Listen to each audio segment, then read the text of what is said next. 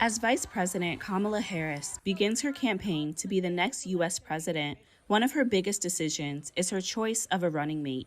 Each potential option brings the Democratic ticket something different, whether that's a foothold in a key state or the individual's personal story. About a dozen names have been mentioned, but here's a look at a few of the apparent frontrunners.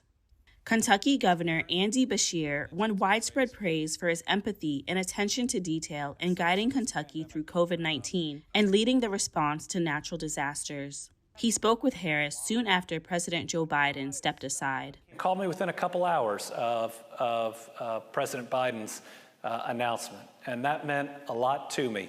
I pledged my support to her.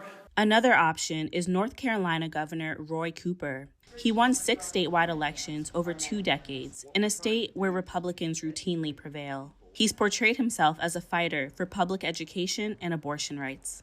Arizona Senator Mark Kelly is another frontrunner and one with a compelling personal story. While relatively new to Capitol Hill, as he was first elected in 2020, he's a former astronaut that has focused on issues like national security and the military. He's also an avid advocate for gun control. And Pennsylvania Governor Josh Shapiro, who for years has made Trump the target of his attacks, first as Attorney General and now as governor, is also on the list. Shapiro, who is Jewish, has aggressively confronted what he has viewed as anti-Semitism coming from pro-Palestinian demonstrations and has expressed solidarity with Israel. He had this to say on Harris selecting a running mate.